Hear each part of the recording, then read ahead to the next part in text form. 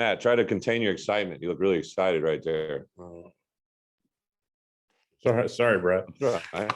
Going through emails. Why don't you go How through exciting can that be? Make you go through some up downs, some burpees, get your ass going a little bit. Yeah, I'll do that for you. I appreciate it. I got an hour and a half drive to State Farm Center, so Nice. I better be on something.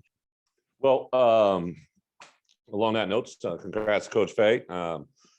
Starting off with a win today in women's basketball. Good luck to Brad and Knight. We're just kind of processing ourselves through. Sunday, because the way the NCAA rules laid out, I couldn't actually meet with our guys Sunday or Monday. Didn't get them until this morning at 7 for the first time. So this morning today it was a huge deal. The guys have been playing the majority of the workload, right? So the guys that have taken most of the snaps, offense, defense, special teams, they kind of took a day with Tank today, soft tissue recovery, a lot of conditioning and weight room. We took the Debo crowd, so we took the majority of our twos and the development of the non-travel roster went through a pretty good intense practice today. I actually took our team photo today. One of the things that's different from me, I've always taken my team photo at the end of the year. Kind of a fun moment for us today to take that photo and move forward. We'll put a good work day in tomorrow. I was out on the road a couple days, as well as a couple other coaches with me. Then we'll back in the office here for the most part. Most of my coaches will take off tomorrow afternoon and get in position to have a pretty heavy workload Thursday and Friday on the recruiting trail. We'll practice Thursday morning. Myself and the coordinators will run practice. That'll be a jump on Iowa and a little bit of Devo work as well. Then Friday, they'll have a work day with Tank. We'll give them Saturday off, and then we'll jump into our work day on Sunday. As far as from the game, after we talked after the game, a lot of good players doing good things. MVP wise, we kind of split it up on offense. Chase Brown, for what he's been able to accomplish, was really, really good. Mike Manning was our offensive scout, our defense player look team award. We gave it to their entire defense. Anybody that started in all of our packages on Saturday, the entire defense, and then special teams wise, Taylon Letzi and Kendall Smith received that honor. So we kind of did a broad-based approach with a couple of the units and then defense overall. I thought our guys, prepared very well and did some good things. We came out of the game pretty healthy. Nobody significant coming out of the game. Bobo will be the one guy that'll be questionable for the Iowa game, Jamal Woods, but chance we'll see him back out tomorrow. You guys will get Jake Hansen back, but he got back late last week. It was kind of awesome to see him back in the building and see him on his road to recovery and to get around him. So other than that, open up for questions. Hey, Coach. This might be more of an end of season question, but you started out in the spring with a whole new defensive scheme and a new 3-4 scheme. Had to figure out how all of those pieces fit. How did you get from there to where you are now and shutting out a team in the first half and just giving up 6 points? Yeah, first give credit to our players. Nobody comes to the stadium to watch coaches coach, right? They come to watch players play. I understand coaching is a part of it, and it's a huge part of why we've had success defensively for sure. I think give a lot of credit to Ryan and the defensive staff. Again, I'll go back to our first press conference I had with you guys before you even knew who Ryan or Tony or Ben was. I just said, hey, I wanted to bring in coordinators that didn't bring in a playbook and said, this is what we're running. I wanted to bring in coordinators that knew how to maximize strengths and minimize weaknesses. And I think Ryan in particular on defense has done an exceptional job of figuring out what we did well in the beginning of the season, what we didn't do well, eliminating that, and then playing to our strengths. And then I think each week the outside world looks at, the ranking or the win-loss record. It's really about the matchup. And I think that's one thing I've really learned as a coach is you can take all of the records going into any college football game and throw them out the window because none of them carry forward to the day itself. What it is about the matchup. It's about how your offense matches against their defense, they one another, and then obviously the head coaches on how they manage the game. That's really the key to every game, and that's where the game is won or lost. Have you got to a point here where this is looking a lot more like the what you envisioned for the defense, under your tenure here at Illinois? I am excited. There's a couple key principles that I believe in. It's up front is to play with extension and set the edge. I think that's the foundation of run defense. And then defensively in the passing game is to keep the ball in front of you, make them earn every inch. I don't want to give up big plays, right? I think very few teams can systematically continue to just march down the field. They rely on big play, home run hits. And the more defensively you can keep the ball in front of you, that's big. We do statistically check on, several principles I believe in, being great on third down, be good in scoring defense, be good against turnovers, and third down efficiency is big. But I think the more our defense has begun to communicate has been a big part of why we've had success. They really do a good job before the ball snapped, during the ball, and after the ball snapped. And then I think the communication skills between our coaches and our players is exceptional, and every day of the week. Thanks, Coach. Yep. Bret, I've heard you say a couple of times that Wednesday of the first bye week practice was really important for you guys. How do you replicate that, and what are some things you took away from that bye week to help you in this bye week? That's a great point, Brad. So that week, right, we were coming off of a difficult game, right, and that's why I thought Wednesday in particular, you just didn't know what you're going to get. We actually worked them on Tuesday, everybody. We didn't do that today. We just worked our Devo guys on the grass. So I think tomorrow we'll hit the ground running. I got an 18 period, basically about a 2-hour practice on the field. And I'm going to make reference to that exact point tomorrow in my morning meetings. I'll also show them some clips from that game, from that practice. I know this, our guys have begun to understand that they play well when they practice well. And even today, when we had a Devo practice, we had very few guys on the ground. They were all on their feet. They're playing athletically. There was a physical practice. There was a lot of contact, but the guys were on their feet playing football. And those little baby steps are what give me those indicators of what's going to come in the future. And hopefully this Wednesday will be just as good as the last Wednesday.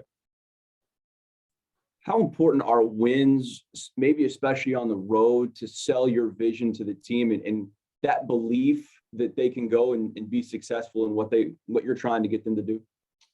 Well, I would say, ironically, when I've been at another place where we had it rolling pretty good, one of the more difficult things was to win, on the road against tough teams that were ranked, right? That was kind of the last hurdle to try and win championships. And, I think we've proven now twice that this is something that we don't just fall into. I think they execute it. And at this stage in the program, it's kind of almost times a little bit easier to go on the road and maybe feel least pressure and just rely on what you're taught, right? Maybe it's a little bit easier to focus because it's us against the world. I'm really going to challenge our guys the next home game. Like, listen, where's your mind? Where's your focus? I know you got people coming in town, but let's have the focus that we had when we were at Penn State, when we were at Minnesota. Obviously, we have to go to Iowa yet. I think it's just part of the process to teach these guys to hone in on what's important, and that's easier said. It's a lot easier to do than to say, right? Like our guys have not had a lot of success at times, and it's hard sometimes to get them to do things that they haven't seen happen in front of them yet. And when we have a win on the road or at home, they definitely take notice of it and why it happened, and hopefully we'll continue that trend. Thanks. Yep. Coach, my question is about Talon. Let's see. Somebody you put on scholarship in April, you bring him back in these 2 road wins. He's the one who jumps on the muff punt at Penn State with 30 seconds to go. And then at Minnesota, he's the one downing the punt at the 1. So can you talk about what it means to have, he's just a special teams guy so far, but, to have a special teams guy make 2 plays like that? Yeah, Robert. And actually he was, a guy, first day of camp, we would have had him there the whole time. He unfortunately had a soft tissue leg injury that kept him out several weeks. He's been impressive to me. Literally in the first meeting that I visited with him, I haven't seen any of these guys on the field yet. I just got to know him a little bit, and he's got 3 key ingredients, right? He's got the awareness. He's a very aware young man. Like when I don't care if it's about, the summer camps he put on, or if it's about NIL, or if it's about academics, or just life in general. He's very aware. Second thing, he's got incredibly high IQ, right? Like his emotional intelligence, his ability to process, learn, and evaluate is exceptionally high. And the third thing that he's got a really high drive for success, right? Like he may not be the most talented player, maybe the highest or the fastest 40, but he's going to find a way to get it done. He's running just as fast as those other guys that are trying to cover him. He's playing just as physical as the other guys that maybe can run and jump a little higher. He reminds me a lot of a former player of mine here, Kevin Richardson. It's with me on staff. Kevin was probably one of the most intelligent, aware football players I've ever coached, and Talon fits the bill in a lot of those same categories. And as similar to your story, start as a walk-on, move to scholarship. How important is that in your program, for the first year to have a guy like that went to scholarship? I guess I'm probably always going to pull for those guys just because of the road that I walked. But I'll go back to my first meeting, right? Never had a baby in a meeting before, right? But I look in the front row and Talon's sitting there with a baby, and I'm saying to myself, holy cow, we got a baby in the room, right? Like I had never really, been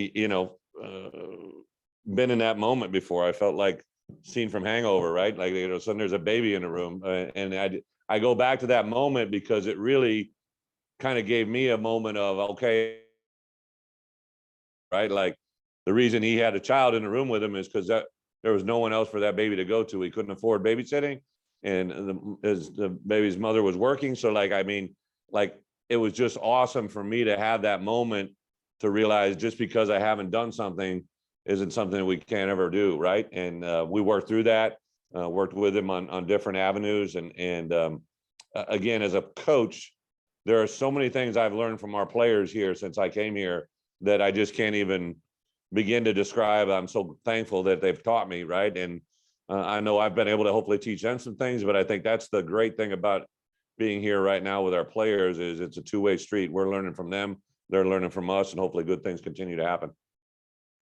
Thanks. Yep.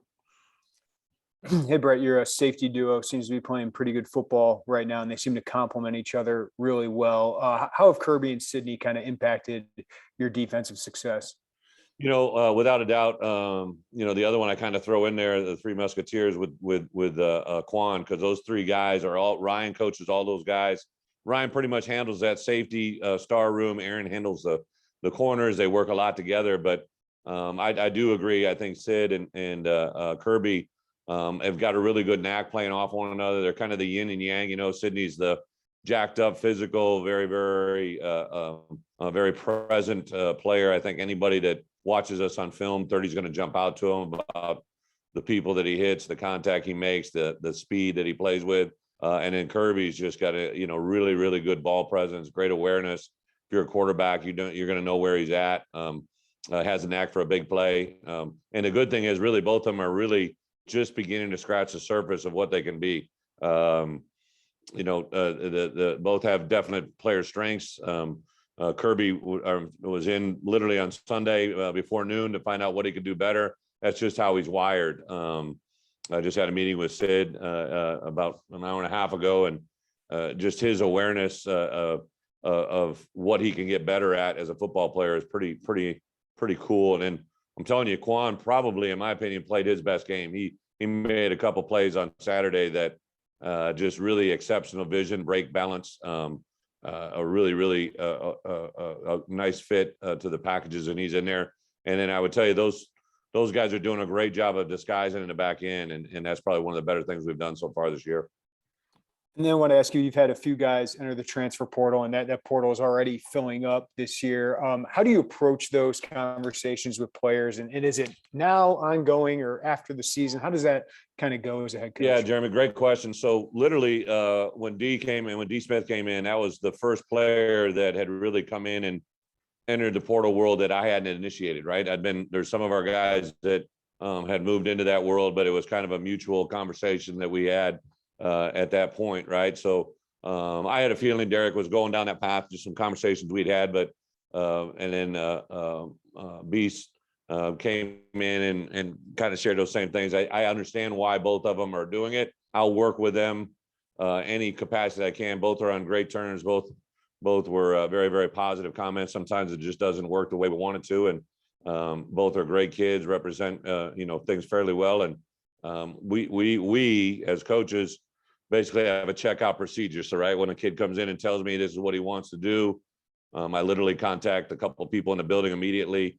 We'll gather all of their necessities, items that we want, to take them down to the locker room, grab, basically like an exit, right? Like we grab, it's literally, we have a young man coming to campus here in this week that is someone that we actually literally competed against this year, right? So like, it's a crazy, crazy time.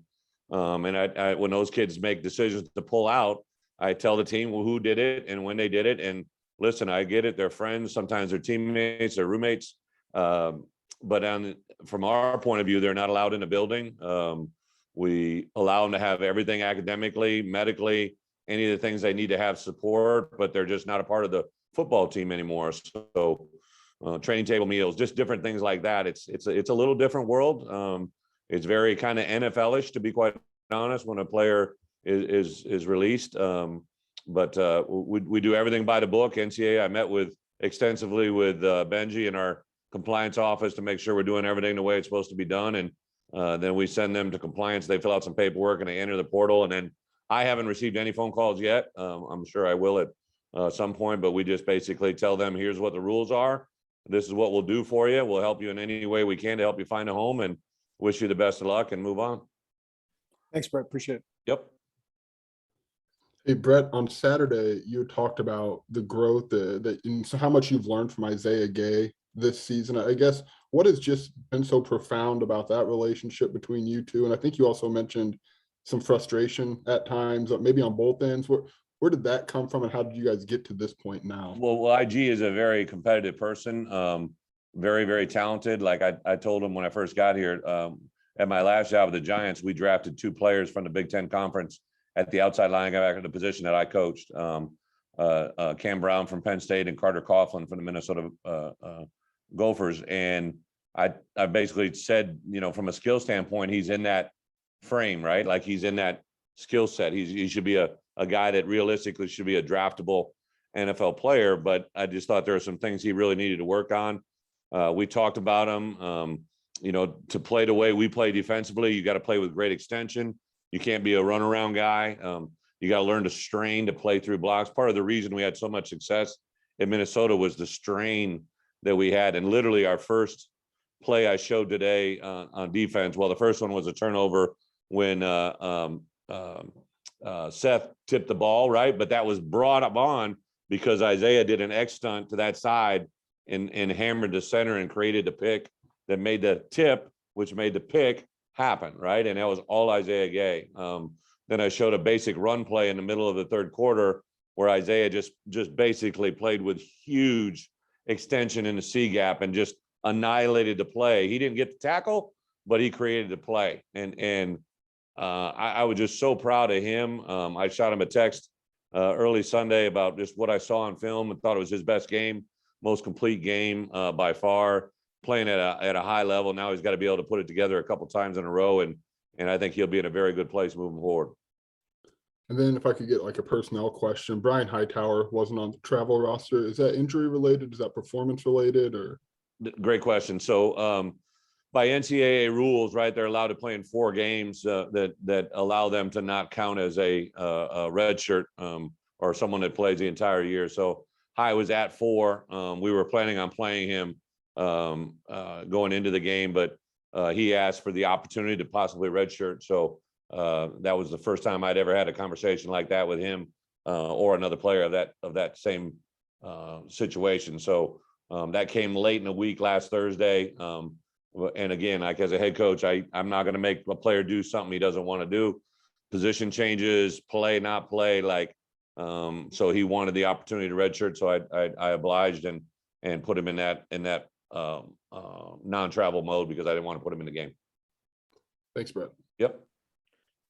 Brett, Ryan Walters has talked a lot about the thing that he's taken most notes from you since you guys have gotten together is, your appreciation for second down on defense and how he's kind of changed. I wouldn't say changed, but maybe added to his appreciation and feeling about how to play that down. You got 4 out of your 6 sacks on Saturday on second down. Is that something you've kind of created yourself, or is that a Norm Parkerism? Make God rest his soul, or is that somebody else? That was straight from New England. I heard Coach reference second down as the most ignored down in football, and I never really thought about it. A lot of times I'd always said early down, which was first and second down, but yeah, we constantly talk from a game plan standpoint.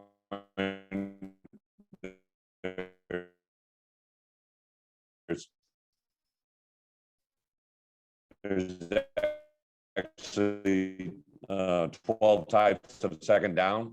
So I can appreciate that. That year that we won a Super Bowl, there was a huge emphasis on second down and awareness and the game planning of that. And it's been something I really believed in ever since then. And I know Ryan's bought into that as well. So yeah, it's a very, very common thing. As a follow-up though, obviously, is there still a chain effect? Because I feel like every time you got those 4 sacks on second down on Saturday, you also won first down, and it can't really be a coincidence in a sense. Is there a chain effect between first, second, and third? Yeah. So no hidden agenda. We have a number that we believe in on first down. If we can attain that offensively or hold them under that defensively, we call that playing ahead of the chains, which allows you to dictate your calls on second down, offensively, defensively, and then it greatly affects what your third downs are, right? So yeah, we offensively, a lot of times that we've struggled have been because of inefficiency on first and second down. Everybody always talks about efficiency. Well, you can be efficient on first down, and second down kicks you in the tail. You're not going to have great success on third, right? So yeah, it all kind of ties together. That's why that little phrase, second down is the most ignored down in football. It really is. Everybody talks about first down, everybody talks third down, and a lot of people obviously talk about fourth down because those become critical, but second down is kind of the redheaded stepchild no one talks about that makes a lot of noise. Thanks, Bret. Yep. Hey, Coach, following up on what I asked you about the defense and kind of the progression and building this thing, two of the people you had to find kind of perfect spots forward were Quan Martin at the star position, and then Owen Carney going from a down lineman to a outside linebacker. Can you just talk through how those personnel decisions like that were made and how you think they've worked out, and especially for those specific 2 kids? Yeah, so the first one by far was OC. So I got in, I watched his film, and I've coached outside backers basically almost my entire career. I've either coached inside or outside backers, and I literally saw a guy that he was ideal for what I knew we were going to play. I saw the frame, I saw the skill, I saw the body type. I got on the phone with him. We had some common people that knew one another, and I started recruiting him every day. And I just told him, listen, you're going to play outside backer. It's not going to be a stand-up. An outside backer like you're thinking of it. It's going to be unique to this system. It's a system that plays into about half the NFL. And I literally just kept selling them every day on, if you come join me, this is what we're going to do. I'll work with you.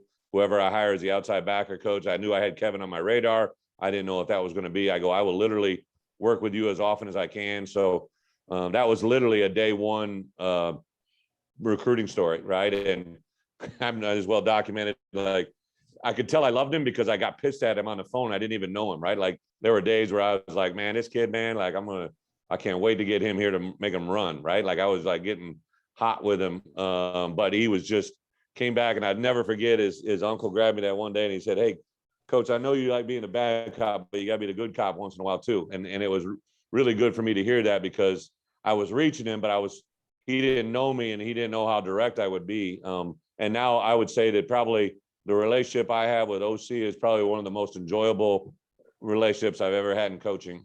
Just really, really special. And then to see him play, it's just awesome. And then Quan was a little bit more quiet, reserved. On film, we didn't know, hey, should we play him at corner? Should we play him at safety? Where should we play him? And Ryan kind of, saw right away, Coach, he's kind of got star traits, star quality. I knew he had those abilities. I just didn't know, how he would play outside the box, coming in the box. And he is really, I would say, the last 5 weeks turned into an exceptional football player that, again, with him, Sid, and Kirby in the back end, those 3 guys together could make a lot of noise here in college football for the next year, because they really play well together, complement each other very, very well. And how important were those personnel decisions, to get from point A to where you were in the spring to point B, with, where you are now? Doug, I get it. Like all personnel decisions are big, right? Like, but what you want to do is get your best 11, right? And really, that was the driving force. How do we get our best 11? Even a guy like Mike Marquez, right? Like I was the one. Like I'm standing there and I'm watching him. He's the third outside linebacker, right? And I'm like, every time this guy is in a play, he makes plays. Like, so I asked him to move to tight end, and then about 4 weeks ago, I'm like, let's move him to fullback, right? Like every play he makes, it's a positive play. So like, I just, there's certain things as a head coach that's very enjoyable, and a lot of them are personnel driven, where you see the skill set someone has and what they could do at another position. Julian Pearl, Palcho, just little stuff. Like, it says little stuff, but it's big stuff. I was watching Kendrick Green play last night. Like, the two guys I went after hard were OC and Kendrick. I'm glad he's enjoying and having a great rookie year with the Steelers. But I also think a lot about, like, if he was here, how I would have navigated that whole situation with him and Doug, because he's obviously very talented center. But those personnel decisions go on all the time. Kendall Smith is now playing safety. Kendall, the last 2 weeks, you guys haven't seen it because you don't see practice. What he's done in the last 2 weeks as a football player at the safety position, that's got me very, very excited. I'm going to move Kanena back to linebacker. I tried him at fullback. It really wasn't what I thought it might be. Didn't know. We'll move him back to linebacker and get ready to rodeo. It's really getting your best players in the best position to make plays. Thank you. Hey, Brett, if I can get a quick follow-up. You mentioned on Saturday the conversation you had with BP's dad, Dave, and you've mentioned kind of the conversation you've had with OC since August with his uncle. How often do those conversations happen with mom, dad, grandma, grandpa, uncle, aunt, uncle, when you have a player that you need to reach or approach differently a little bit?